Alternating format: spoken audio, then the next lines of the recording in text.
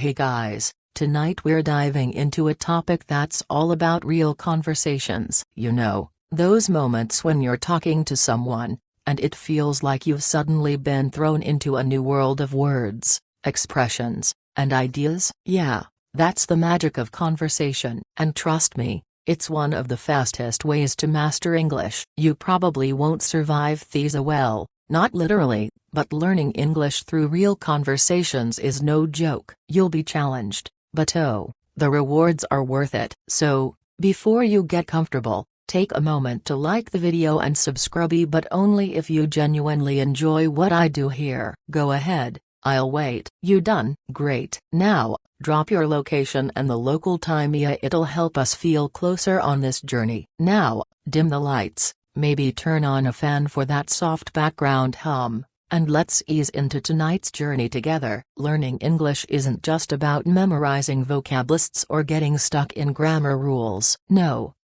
It's about real conversations. If you're still stuck in that old school mindset of textbooks, it's time to throw that out the window. Why? Because language is meant to be lived. The real world is filled with conversations, from small talk to deep debates, and it's in those interactions that you'll truly learn how to speak.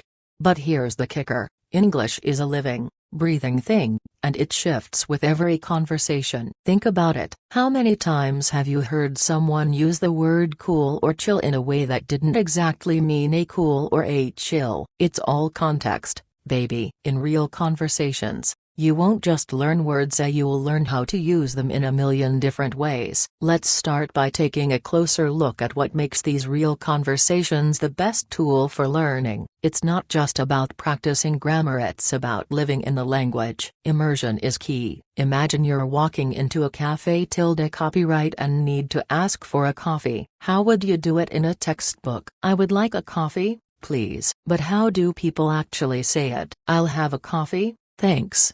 Or even, can I get a coffee, please? See the difference? Language is all about rhythm, tone, and context. The best way to learn that is by jumping straight into conversations. But don't just take my word for it, research backs this up. Studies have shown that immersion is one of the fastest ways to master a language. And immersion isn't just about hearing the language, it's about engaging with it in real, authentic ways. Think of real conversations as your language gym. You get in, you sweat it out, and you walk out stronger. Now, you might be thinking, but I'm not confident enough to just start talking to people in English. And that's okay. Confidence comes with practice, and trust me, real conversations are the best place to build it. You'll make mistakes, so that's part of the process. And guess what? No one expects you to be perfect. In fact, people will respect you more for trying. Plus, every mistake is a stepping stone to getting better. Just think of it as leveling up in a game. Each time you mess up,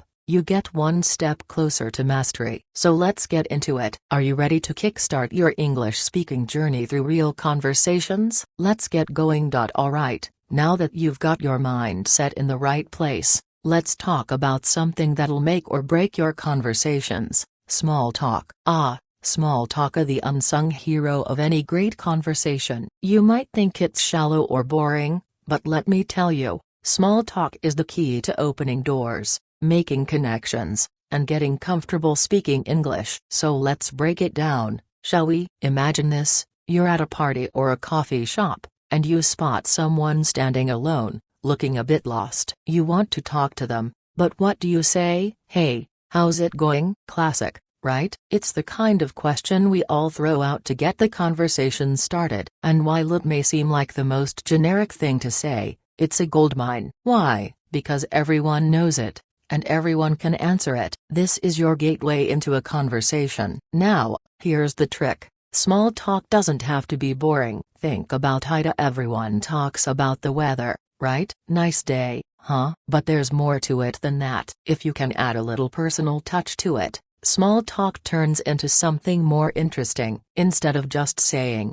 "Nice weather today," try something like, "Wow, it's so warm today, I almost feel like I'm in the tropics." Suddenly, you're giving them a little flavor of your personality. And that's how you build connections. Remember, Small talk is your way of feeling the waters. It's like testing the conversation before diving in deep. You start with the surface, and as you both get comfortable, you can dive into deeper topics. The beauty of small talk is that it's casual, it's low pressure, and it can go anywhere. And yes, there are tons of phrases and questions you can use to keep things flowing. For instance, what have you been up to? How's your day going so far? I heard there's a great new cafe tilde copyright around here. Have you been? And don't be afraid to follow up on their answers. If someone tells you they're doing well or had a crazy day at work, you've got a little window there to ask more. What's been crazy about work?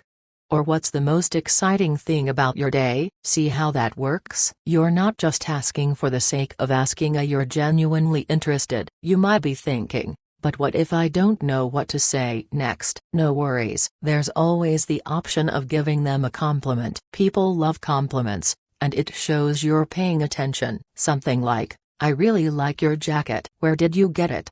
Or that's a cool tattoo. What's the story behind it? It's an easy way to make the conversation feel natural and engaging without feeling like a script. Here's the deal: a small talk is the secret sauce to building relationships, both socially and professionally. You may start with something like how's it going? But where it goes from there is completely up to you. The key to mastering small talk is learning to make it your own. Give it a personal twist, show genuine interest, and soon, you'll have a steady flow of words that'll carry you through any conversation. And just remember, when you're engaging in small talk, you're not just filling silence. You're practicing your skills, experimenting with new phrases, and building your confidence to speak English without hesitation. So the next time you're stuck in an awkward moment at a gathering or in a conversation, don't shy away from the small talk. Embrace it, own it. It's the perfect starting point for anything. Alright, now that we've got small talk down, let's dig into something that's a game changer for sounding more natural in English: expressions and idioms. You've probably heard these before, right? Phrases like break the ice or hit the nail on the head. They might sound like nonsense at first, but once you get the hang of them, they'll make your English pop in a way that'll have native speakers nodding in approval. First, let's talk about idioms. These are phrases where the meaning isn't literal. For example, it's raining cats and dogs doesn't mean that animals are falling from the sky. No, it just means it's pouring rain. Wild, right? But once you start using idioms like this, you'll sound way more fluent, like you've been speaking English for years. Here's the trick: don't just memorize idioms from a list. That's a recipe for disaster. Instead, listen to how people use them in conversations. For example, if someone says, I'm feeling under the weather, they're not talking about actually being beneath some rain clouds. They're telling you they're sick. Understanding how idioms are used in context is the fastest way to internalize them. Now, let's go through a few of the most common ones you'll hear often. Ready? Here we go. Break the ice. This one's perfect for starting conversations. It means to make people feel more comfortable. Example, I was nervous to speak, but once we started talking about movies, I broke the ice. Hit the nail on the head. When someone gets something exactly right, this is the phrase you use. Example, you hit the nail on the head when you said we need to plan better. Under the weather. If you're feeling sick or not 100%, you can say you're under the weather. Example, I can't make it to the party tonight, I'm feeling a bit under the weather. But don't stop there. There are so many more to play with. Phrases like the ball is in your court, which means it's your turn to make a decision, or bark up the wrong tree, which means you're looking in the wrong place for answers, can add some serious flair to your conversations. One thing to keep in mind: while idioms are fun and make you sound more native, they can also be tricky. Here's a pro tip: use them when you feel confident. Don't overdo it. Imagine this: you wouldn't sprinkle salt all over your food before you taste it, right? Same goes for idioms. They should be a spice, not the main dish. Let's dive into some expressions that aren't exactly idioms, but they're still a big part of how native speakers interact. These are colloquialisms, informal words or phrases that get used every day in casual conversations. The beauty of colloquialisms is that they make you sound more approachable and down to earth. So, Here are a few you should know. What's up? It's a casual way to ask, how are you?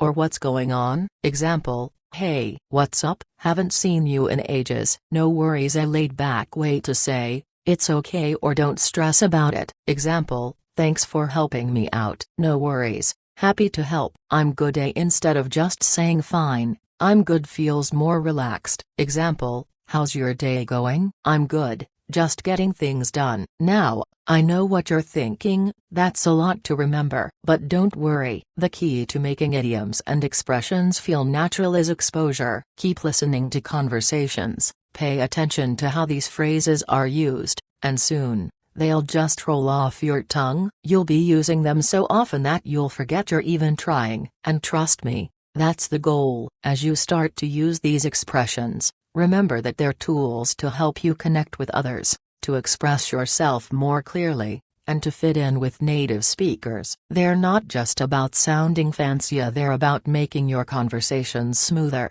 fun, and more relatable. So the next time you find yourself in a conversation, throw in an idiom or expression. Watch the reaction. You'll feel like a pro, and trust me, people will notice. Just like that, you'll be mastering English in a way that's both authentic and engaging.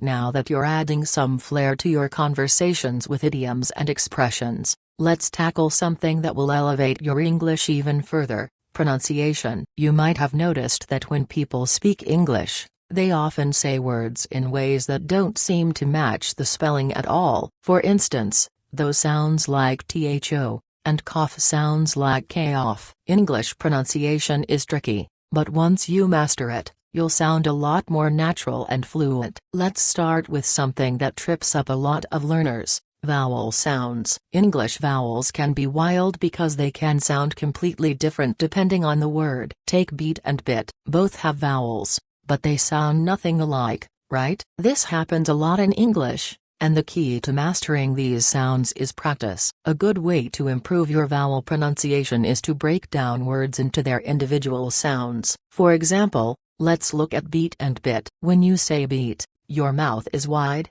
and your tongue stays toward the bottom of your mouth. But when you say bit, your mouth is a bit more closed, and your tongue is higher in your mouth. Sounds simple, right? But these tiny details make a huge difference in how well you're understood. Here's another example with the words sheep and ship. These two words are often confused by non-native speakers because their vowel sounds are so similar. Sheep has a longer E sound, while ship has a short I sound. Repeat after me: sheep, ship. Feel the difference in your mouth? That's the trick to mastering those sounds. Now, let's get into the tricky business of consonants. There are a few sounds in English that don't exist in many other languages, and these can be tough to master. One of the trickiest is the th sound. There's a difference between think, with the soft th, and this, with the voiced th, and knowing how to pronounce these correctly is key. For the soft th, like in think, you need to stick your tongue just between your teeth and blow air out. For the voiced th,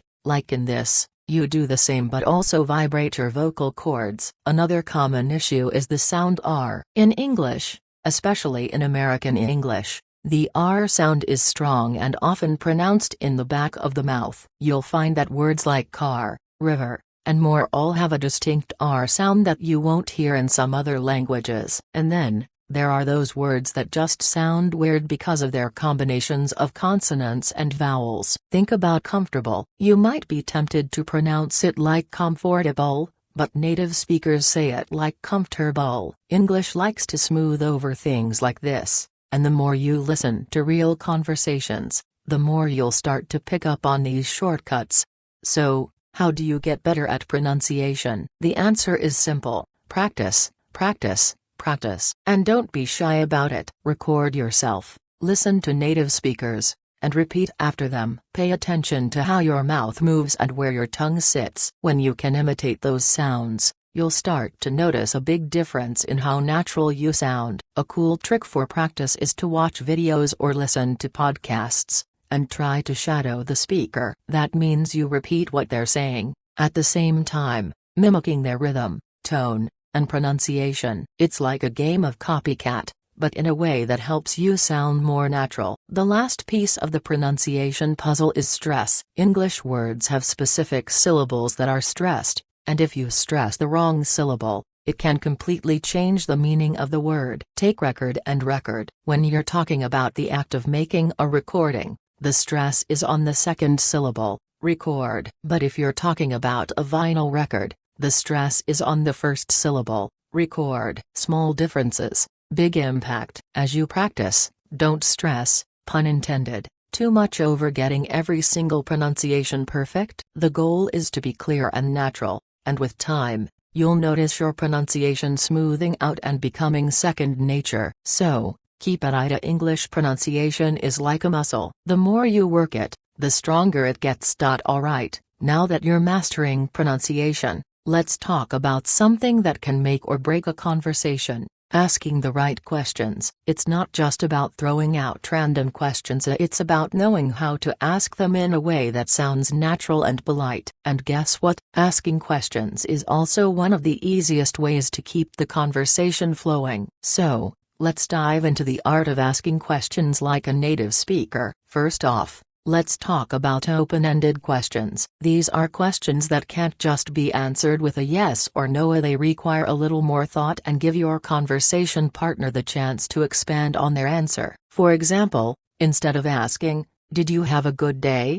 you could ask, "What did you do today?" This opens up the conversation and invites the other person to share more. Native speakers love to ask open-ended questions because it shows they're genuinely interested in what the other person has to say. It's a great way to keep the conversation going without feeling forced. You're not just asking about facts, you're encouraging the other person to share their experiences. Now, here's a fun fact: WH questions are your best friends. These are questions that start with who, what, where, when, why, or how. These are all questions that encourage longer responses. For example, what do you like to do in your free time? Why did you decide to move to this city? How do you usually spend your weekends? By using these types of questions, you're able to guide the conversation into deeper and more interesting territory. They let your conversation partner express themselves, and they give you plenty of material to work with as the conversation continues. But,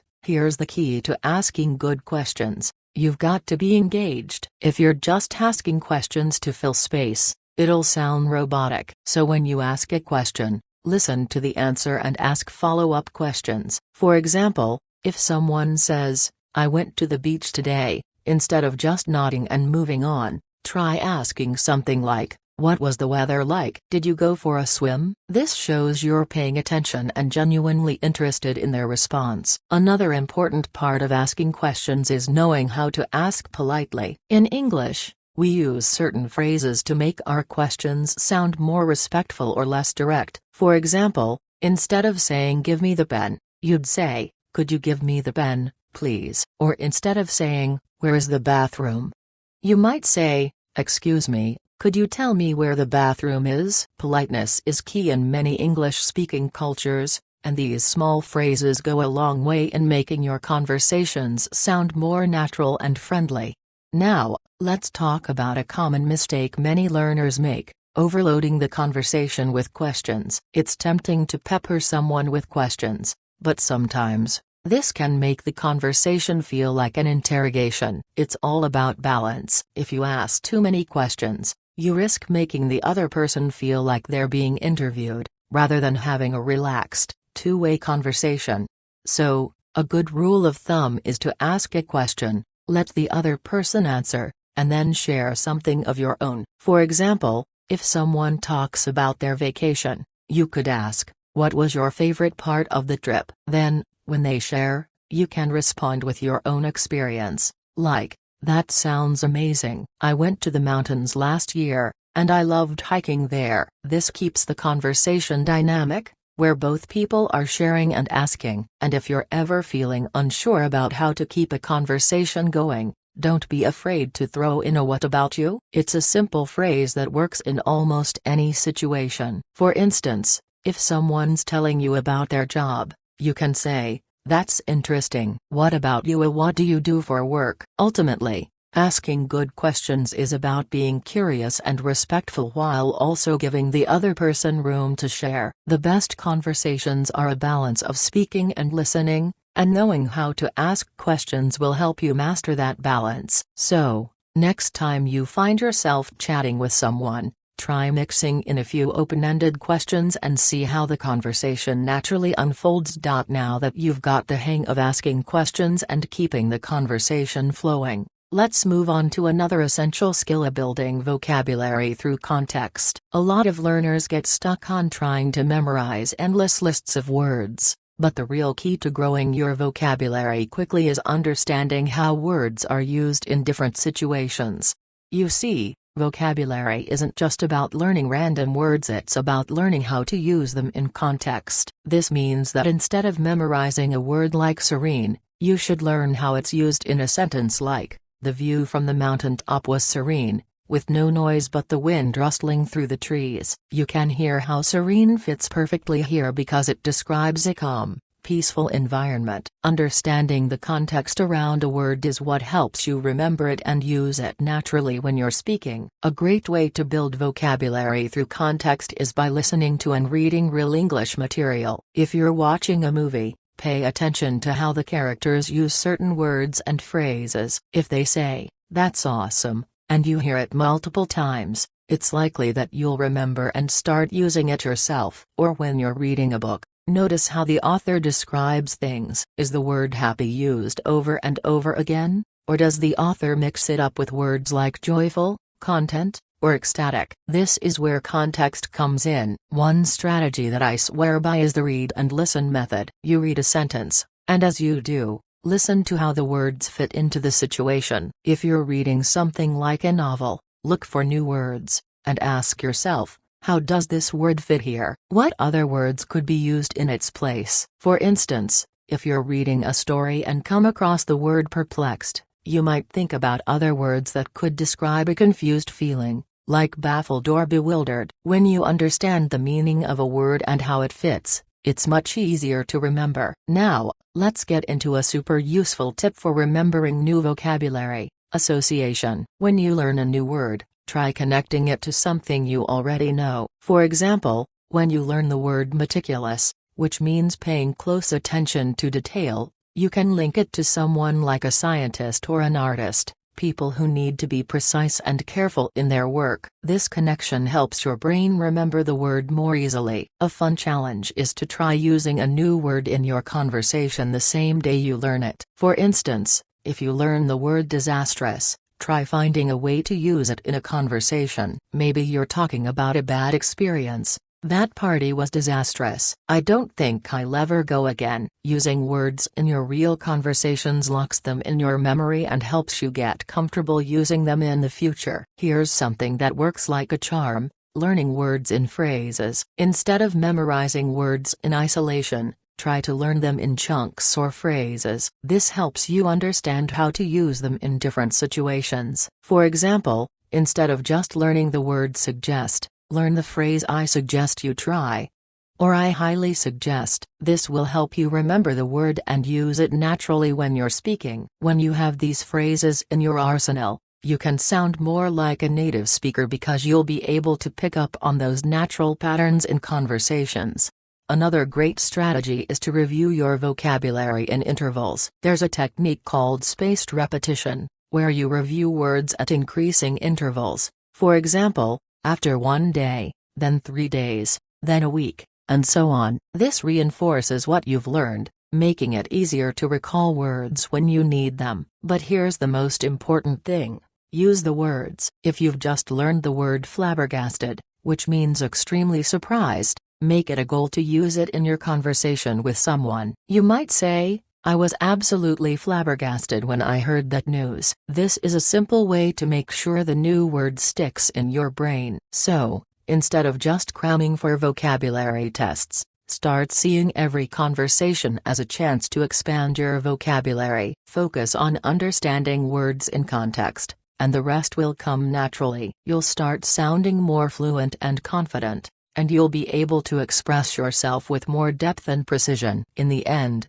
It's all about how you use what you know. If you get the context right and make new vocabulary part of your everyday conversations, you'll be amazed at how quickly you'll expand your language skills. So, listen closely, read carefully, and always keep an eye out for those words you want to add to your vocabulary collection. Now that you're building vocabulary through context, let's dive into a fun and powerful part of speaking English: using humor to break the ice and connect with people. Humor is one of those magical ingredients that makes conversations memorable, and when used correctly, it can make you seem more approachable and fluent in your speaking. But humor in a second language? It can be a bit tricky. Let me show you how to pull it off like a native speaker. The first thing to remember is that humor in English is often based on wordplay. Puns, jokes, and witty remarks are used in everyday conversations to lighten the mood and show off a playful side. For example,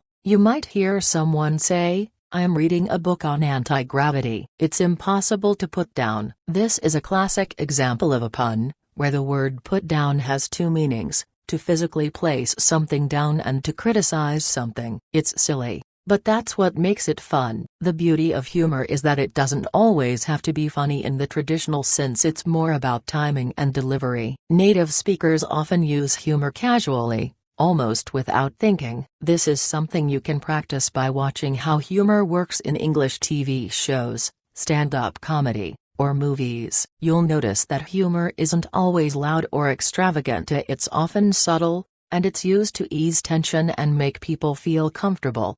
If you're unsure about using humor in conversations, start by observing. Listen to how native speakers use humor in their daily lives. You'll notice they make jokes about the weather, funny situations they've been in, or even just playful banter. For instance, someone might say, "It's so hot today, I'm melting like an ice cream cone." It's a simple, playful way to comment on the weather, and it shows personality. To practice humor, try making light jokes about things you experience during your day. The goal isn't to become a stand-up comedian, it's to make your conversations feel more relaxed and fun. You could share a little story about a small mistake you made, like, "I was so tired this morning, I almost wore two different shoes to work." These little anecdotes not only make people laugh but also make you seem more relatable and approachable. And trust me, humor works wonders in helping you connect with others. But here's the thing: humor also requires a sense of timing. Knowing when to be serious and when to joke is an art. If you're in a serious conversation,